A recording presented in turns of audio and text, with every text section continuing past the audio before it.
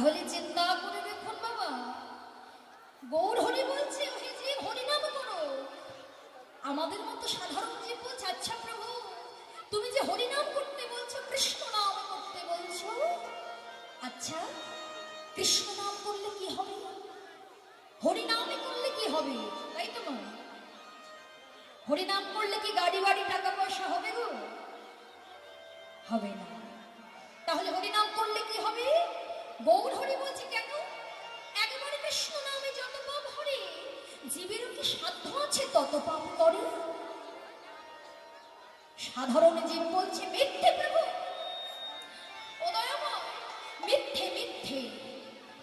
একবার কৃষ্ণ নাম করলে যদি সকল প্রকার জ্বালা যন্ত্রণা থেকে মুক্তি পাওয়া যেত। এটা তো আমাদেরও কথা, তাই না? কীর্তন শুনতে শুনতে কতবার কীর্তন শুনে ফেললাম, তাই না? হরিবাসনে কি হরিনাম করলাম, শ্রবণ করলাম, কৃষ্ণ নাম গাইলাম, কিন্তু বলুন তো বাবা, এক ফোঁটা জ্বালা যন্ত্রণা কি দূর হলো? দূর হয়নি।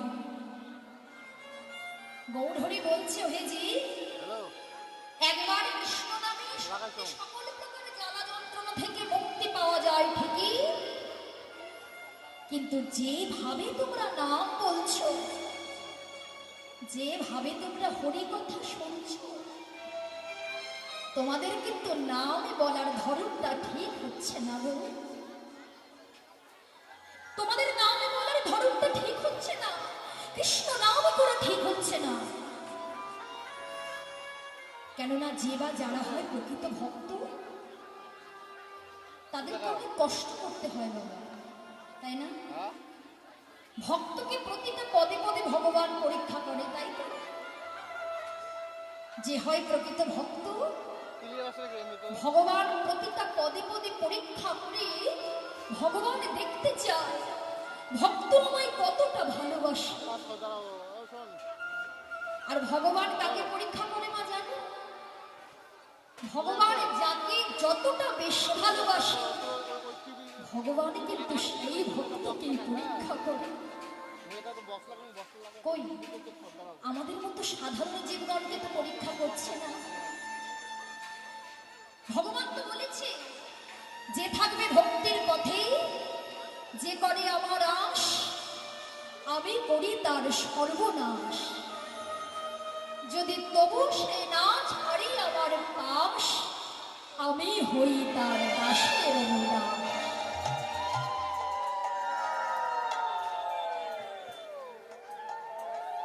তাহলে যে ভক্ত আমাকে ডাকে, কামনা বাসনা পরিত্যাগ করে ডাকে, আমার প্রথমে কাজ হলো তাকে রাস্তার ভিখিরি করে দেওয়া।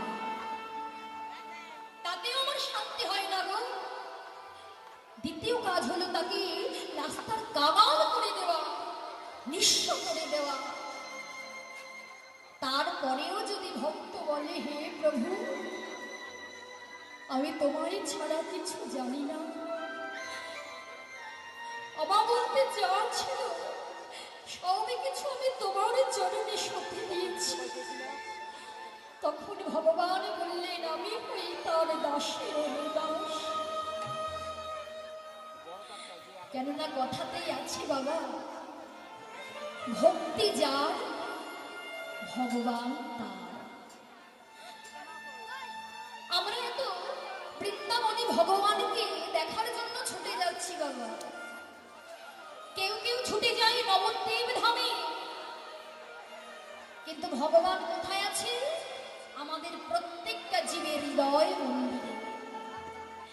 যে হৃদয় মন্দিরটা একদিনও ভালো করে খুঁজে দেখা হলো না, যে হৃদয় মন্দিরটা পরিষ্কার করা হলো না, আয়নায় ময়লা জমলে সেই আয়নায় কখনো মুখ দেখা যায় না, তাই না? আয়নায় যদি ময়লা জমে, আয়নায় কিন্তু মুখ দেখা যায় না।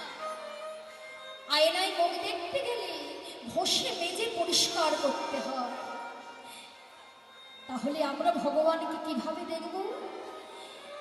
মনরূপী আইনটাতে জন্ম জন্মান্তরের পাপযুক্ত কাদামাটি এমন ভাবে লেপন হয়ে আছে, হৃদয়ে বৃন্দাবনে ভগবান আছে, কিন্তু আমরা ভগবানকে দেখতে পাই না।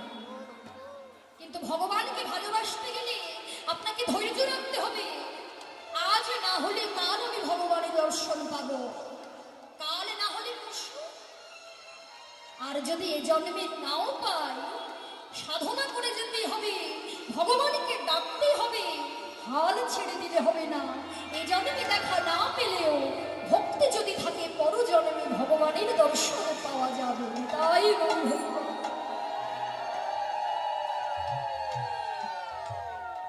কেননা মা, আমরা যুগে যুগে দেখেছি ভগবান এসেছে ধরাধামে, তাই না? ভক্তের ডাকে, ভক্তের নয়নের জলে, ভক্তের বিশ্বাসে, ভক্তের ভক্তিতে, ভক্তের ভালোবাসায় ভগবান নেমে আসতে কিন্তু বাধ্য, তাই না? ভগবান আসে, ভগবানের জন্য ধৈর্য ধরতে হয়।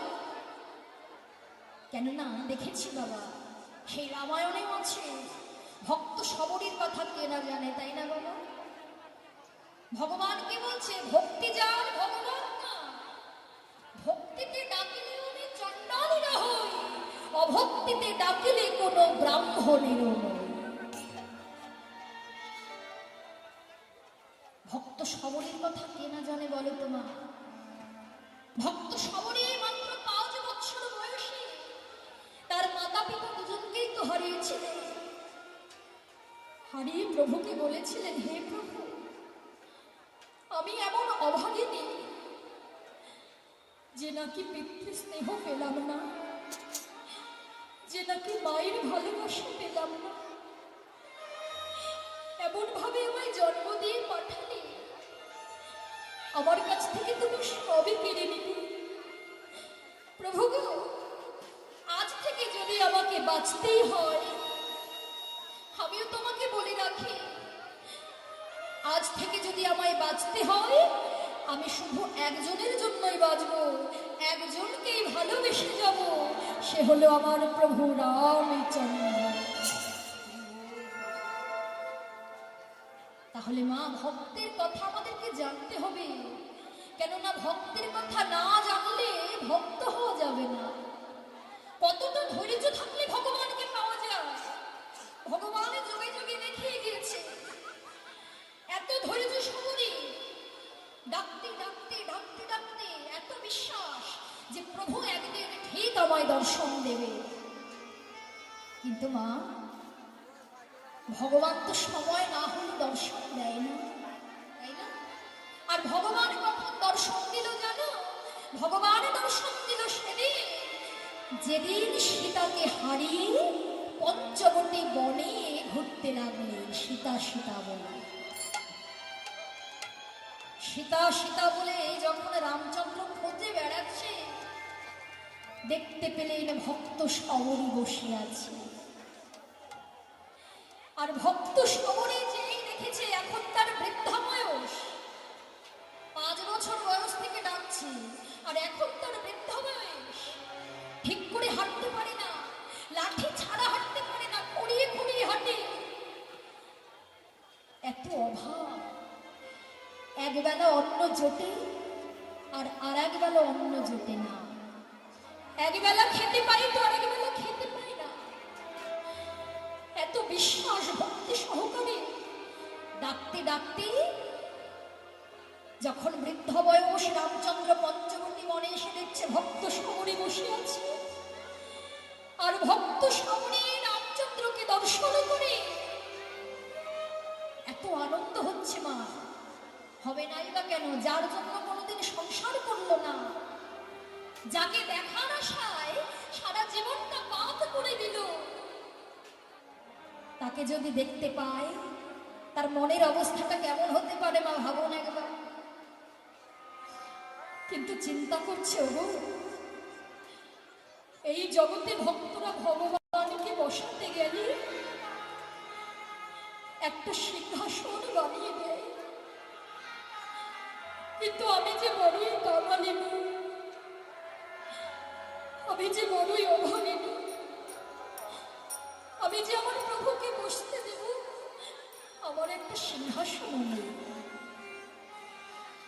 নিজের অঙ্গের বসনটা দিয়ে ওই বারান্দায় ধুলাটা ঝেড়ে দিয়ে প্রভুকে বসিয়েছে বাবা। আর রামচন্দ্র মনে মনে চিন্তা করছে, ওগো এই জগতে আমি কত সিংহাসনে বসেছি, আমার এত আনন্দ কখনো হয়নি।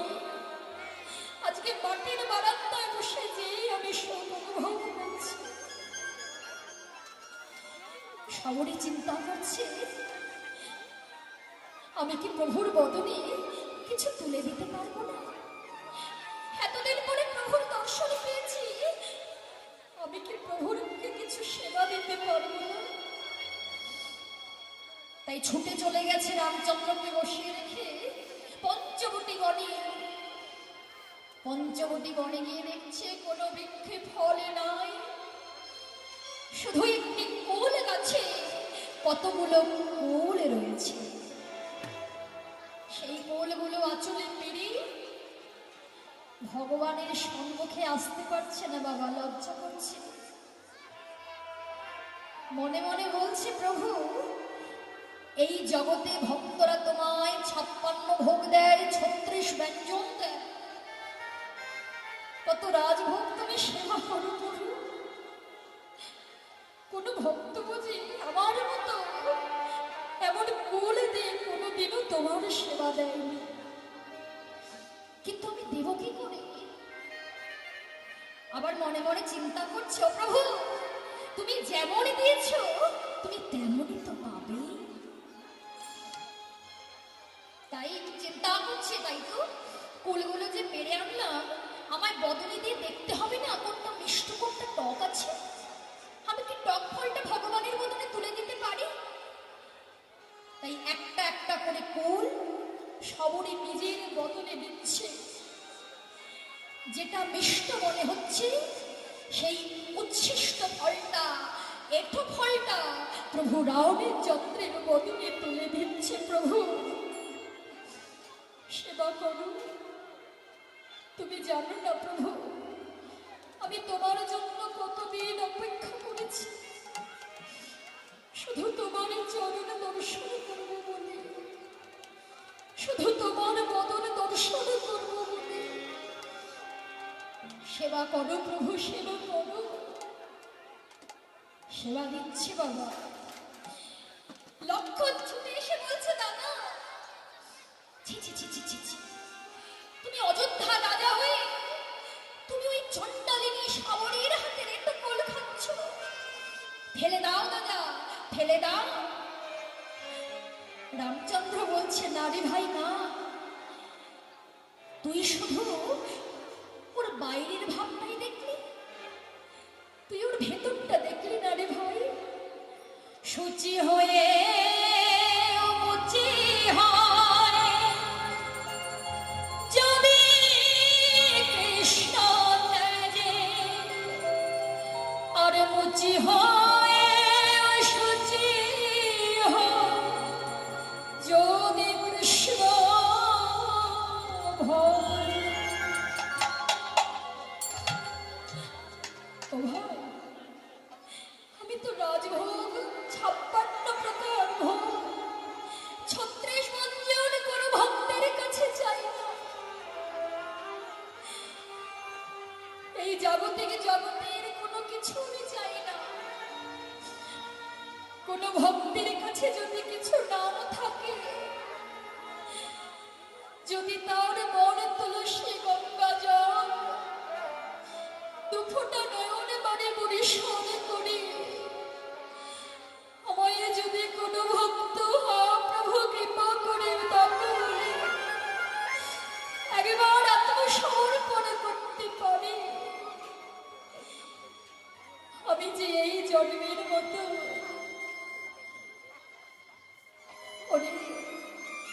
তার চরণে বাধা পড়ে যায়। আর কি করে জানিস, যে ভক্ত মন তুলসী গঙ্গা জল আমায় নিবেদন করে, ওরে আমি তার চরণ ধুলি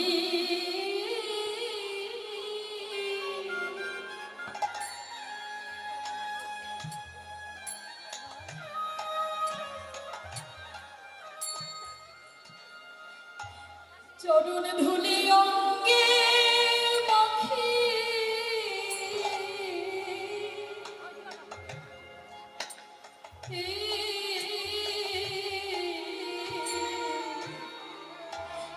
তাই গৌর হরি বল হরি বল হরি বল।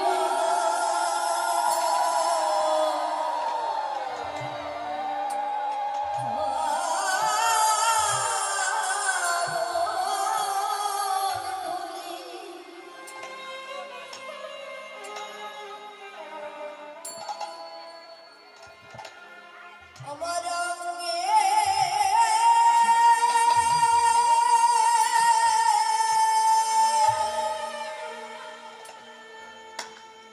অঙ্গে মাটি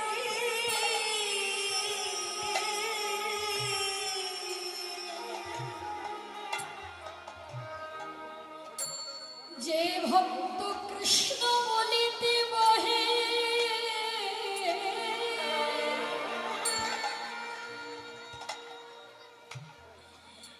কৃষ্ণ বলিতে বহে তার নয়নে মনে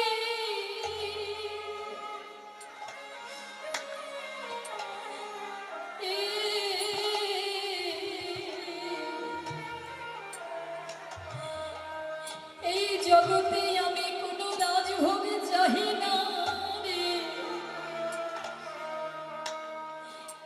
তাই তো সেই সুদামার হাতের একটু নাড়ু খেলে সুদামার হাতের সেই চিড়ের নাড়ু খেয়েছে বিদুরের ঘরে কলার খোসা খেয়েছে। তাই ভগবান বলে যে ভক্ত আমায় মাতলসী গঙ্গা জলে নিবেদন করিতে পারে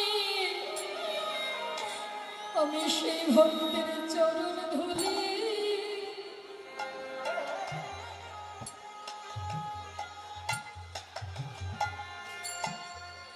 চরণ ধুলি অঙ্গে মাখি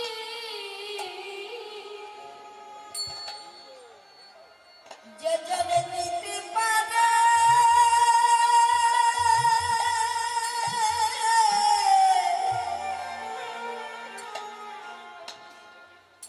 এই দুফোঁটা নয়নের বাণী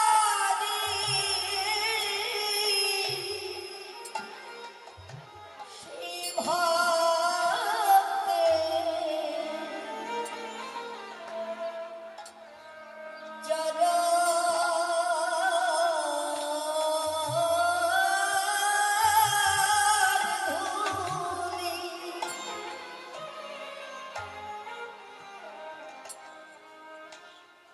আমার অঙ্গে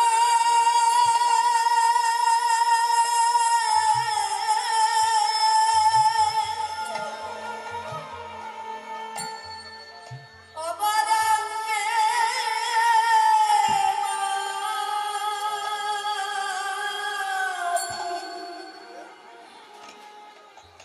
ভক্তের চরণ ধুলি বড়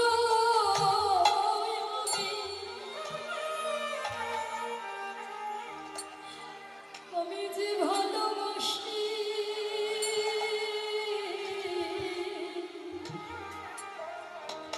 তার চরণে ধুলি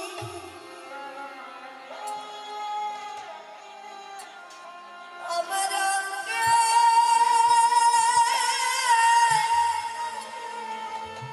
অঙ্গে মাখি